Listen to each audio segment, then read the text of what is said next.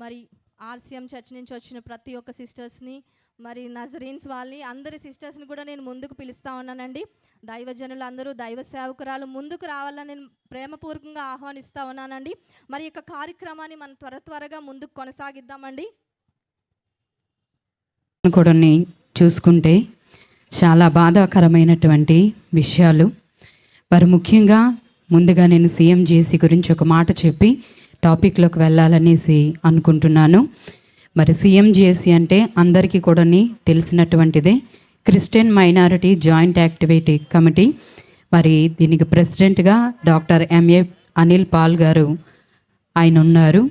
మరి టీం ద్వారా అనేకమైనటువంటి కార్యక్రమాలను జరిపిస్తూ ఇలాంటి అన్యాయాలు జరుగుతున్నటువంటి ప్రతి ఒక్క దగ్గర కూడా అది ఏ కష్టంలో ఉన్నా సరే, ఏ బాధలో ఉన్నా సరే మమ్మల్ని ఆదుకోండి అని వచ్చి అడిగినప్పుడు వారికి సహకారులుగా మరి నిలబడుతూ ఈ సీఎం జేసీ ఎప్పుడు కూడా తోడుగా ఉండి అనేకమైనటువంటి కార్యక్రమాల్లో కూడా పాల్గొన్నటువంటి సందర్భాలు కూడా ఉన్నాయి.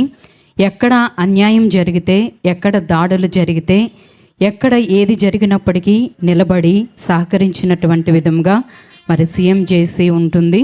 మరి దయతో మీరందరూ కూడా జ్ఞాపకం చేసుకోండి. అలాగే మరి ఈ యొక్క సీఎం జేసీని 2010లో ఎస్టాబ్లిష్ చేయడం జరిగింది. ఇప్పటి వరకు కూడా జరిగినటువంటి ప్రతి కార్యక్రమాల్లో కూడా అయితే ముందుకు నడిపించడం జరిగింది.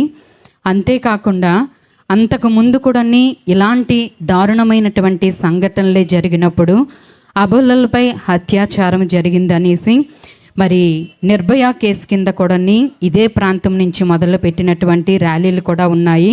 మరి సిస్టర్ గారు చెప్పారు ఇందాకలా, ఇలాంటివి ఎన్ని నిరసనలు తెలియపరిచినప్పటికీ కూడా న్యాయం అయితే మాత్రం ఎక్కడ కూడా జరగకుండా అది ఇంకా కూడా అలానే ఉంటుందని. కానీ ఈ యొక్క మౌమిత కేసులో కానీ చూసుకున్నట్లుగా అయితే ఇంకా కూడా ఆ ఇన్వెస్టిగేషన్లో బయటకు వస్తున్నటువంటి పరిస్థితులే కనబడుతూ ఉన్నాయి, కానీ ఇంకా ఒక కొలిక్కి రాలేనటువంటి పరిస్థితులు. మరి ఇలాగా చూసుకున్నట్లుగా అయితే ఇక్కడ బోర్డు పైన ఉన్నటువంటి ప్రతి ఒక్కరు చూస్తే చిన్నారుల పైన ఏంటి, పెద్దల మీద ఏంటి, మరి డ్యూటీలో చేస్తున్న ప్రతి ఒక్కరి మీద జరుగుతున్నటువంటి ప్రతి పరిస్థితులు కానీ చూస్తే ఒక్క నిమిషం వీరిక్కడ వేసినటువంటి స్కిట్లో పాప చిన్న అరుపు వినబడేసరికి ఇక్కడ ఉన్న ప్రతి ఒక్కరు హృదయాలు కూడా కదిలించబడినటువంటి పరిస్థితికి వెళితే అక్కడ మౌమిత యొక్క తన అరుపులు కేకలు అది భగవంతుడికి తప్ప ఆమె పడినటువంటి బాధ వేదన అది ఎవ్వరికీ కూడా తెలియలేనటువంటిది. అలాగా అనేక మంది అన్యాయమైపోయినటువంటి పరిస్థితులు కూడా ఈనాటి వరకు కూడా జరుగుతున్నటువంటి సందర్భాలు కలుగుతూనే ఉన్నాయి. అలాగని మగవారు అందరూ మంచివారు కారని కాదు, చెడ్డవారని కాదు, కానీ చాలామంది కూడా వారి యొక్క మనస్తత్వాలు, వారి యొక్క భావనలు, వారి యొక్క ఆలోచన విధానాలు చాలా క్రూరత్వంగా మారి చిన్నపిల్లలు పెద్దవారన్న తారతమ్యం అనేది లేకుండా కూడా అన్యాయముగా వారిపైన జరుగుతున్నటువంటి దాడులు కానీ చూస్తే ఏ తల్లి కూడా జీర్ణించుకోలేనటువంటి పరిస్థితులు ఈనాడు కనబడుతూ ఉన్నాయి. అయితే చిన్నపిల్లల విషయంలో కానీ చూస్తే ఉయ్యాల్లో పడుకుని పెట్టినటువంటి పిల్లలకు కూడా వాళ్ళకు పాలు తాగటం మాత్రమే తెలిసినటువంటి పరిస్థితి కలిగి ఉండినప్పుడు కూడా అలాంటి పిల్లలను కూడా పక్కకి తీసుకొని వెళ్ళి అన్యాయంగా అత్యాచారం చేస్తూ వాళ్ళని చంపి కూడా పడేసినటువంటి పరిస్థితులు కూడా చూస్తున్నాం. ఈరోజు కొన్నింటిని మాత్రమే మనం మాట్లాడుకుంటున్నాం, కానీ ఈనాడు జరుగుతున్నవి చూస్తే బయటికి కనబడలేనటువంటివి అనేకమైనటువంటివి కనబడుతూ ఉన్నాయి. అవి బయటకు కూడా రాకుండా ఉన్నాయి. ఈనాడు పిల్లలకి ప్రతి ఒక్కరు కూడా క్రమశిక్షణ గురించి, వర్కింగ్ ఉమెన్స్ గురించి ప్రతి ఒక్కరు కూడా ఎలా జాగ్రత్తలు తీసుకోవాలో అన్నది ఇప్పటి వరకు కూడా ప్రతి సిస్టర్ కూడా మాట్లాడారు. పిల్లలకి కూడా ప్రతి తల్లిదండ్రులు కూడా వారికి బాధ్యతను, ఒక క్రమశిక్షణ కూడా తెలియపరచాలి. అంతేకాకుండా వారికి మంచి చెడులను కూడా తెలియపరిచే విధంగా వారికి నేర్పిస్తూ ఉండాలి. ఎన్ని నెలలు కొన్ని సంవత్సరాలు కూడా వాళ్ళు బయటి ప్రపంచం, సొసైటీ ఎలాగుందో, స్ట్రీట్స్ ఏ విధంగా ఉన్నాయో అని కూడా చూడని స్త్రీలు చాలామంది మన సమాజంలో కూడా ఉంటున్నారు. ఈ గృహ హింసలో మొట్టమొదటిగా ఫిజికల్ అబ్యూజ్ అనేది ఉంటుంది. మరి వాళ్ళు మగవాళ్ళు భర్తలు కొట్టి చాలా హింసిస్తారు. తర్వాత వాళ్ళకి ఎమోషనల్ వైలెన్స్ అనేది ఉంటుంది కదా. స్త్రీని చాలా తక్కువగా చేసి చాలా అంటే you are of no use అన్నట్టుగా, నువ్వు దేనికి పనికిరావు అన్నట్లుగా వాళ్ళని ఎమోషనల్గా, వాళ్ళను మానసికంగా వాళ్ళ మాటల ద్వారా, మగవాళ్ళ మాటల ద్వారా వాళ్ళు చాలా వాళ్ళు హింస పెడుతూ ఉంటారు, వాళ్ళకు వైలెన్స్ గురి చేస్తూ ఉంటారు. ఇలాగా 4 కారణాలు కూడా మరి పురుషులు ఏ విధంగా వాళ్ళని హింసిస్తారు అనేది మనం చూస్తాం. తర్వాత సెక్షువల్ వైలెన్స్ ఉంది, ఎకనామిక్ వైలెన్స్ కూడా. చాలామందికి ఉద్యోగాలు చేయడానికి వాళ్ళకి అవకాశం ఉంటుంది, వాళ్ళ చదువు ఉంటుంది, పిహెచ్డి చేస్తుంటారు, డాక్టర్స్గా ఉంటారు, నర్సెస్గా చదివింటారు, లెక్చర్స్గా, టీచర్స్గా వాళ్ళు జాబ్ చేయడానికి వాళ్ళకి చదువు ఉంటుంది. కానీ చాలామంది భర్తలు అనుమతించారు. చిన్న బిడ్డలుగా ఉన్నప్పుడు వాళ్ళు నిజంగా మదర్ నీడ్ ఉంటుంది కాబట్టి వాళ్ళు ఉద్యోగం చేయడానికి అవకాశం ఉండకపోవచ్చు. కానీ పిల్లలు స్కూల్స్కి వెళ్ళినాక వాళ్ళు ఫ్రీగా ఉంటారు. కానీ అయినప్పటికీ కూడా అత్తమామలతో ఉన్నవారు భర్తలు కూడా అనుమతించక, ఎందుకంటే ఆడవాళ్ళు ఇంట్లోనే ఉండాలి అని ఒక అవగాహన చాలా దృఢంగా పురుషుల్లో అది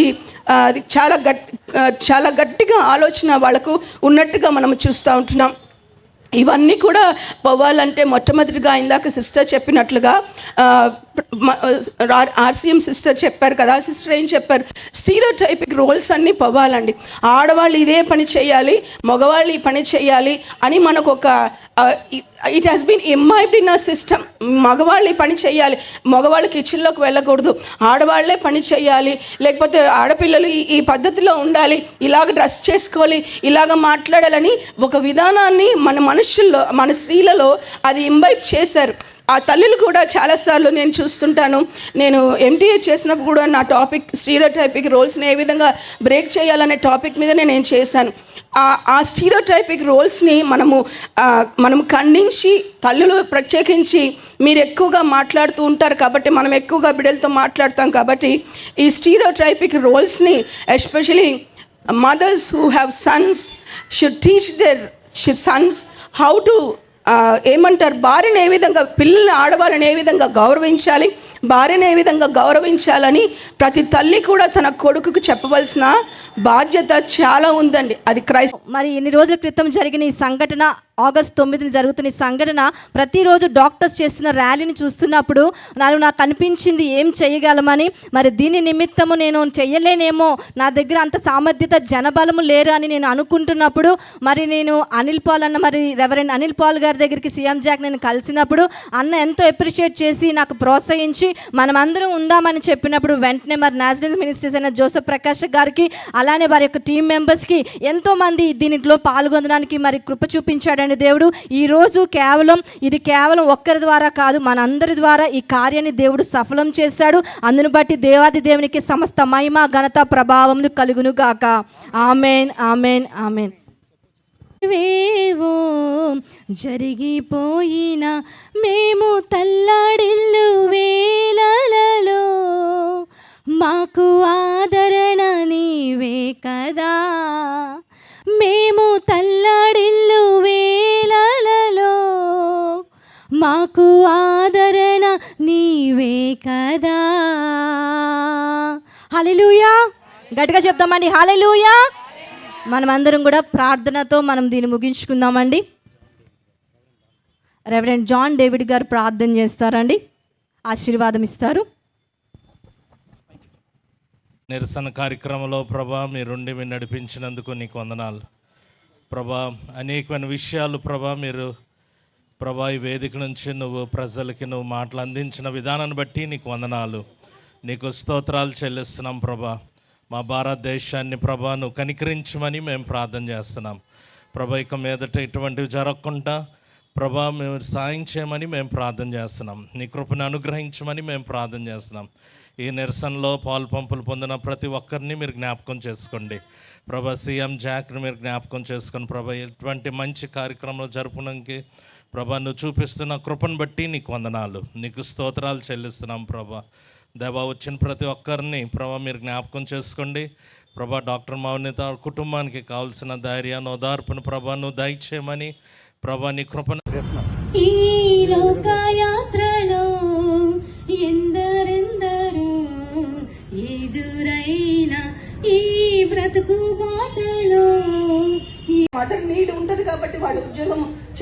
అవకాశం ఉండకపోవచ్చు, కానీ పిల్లలు స్కూల్స్కి వెళ్ళినాక వాళ్ళు ఫ్రీగా ఉంటారు. కానీ అయినప్పటికీ కూడా అత్తమామలతో ఉన్నవారు భర్తలు కూడా అనుమతించక, ఎందుకంటే ఆడవాళ్ళు ఇంట్లోనే ఉండాలి అని ఒక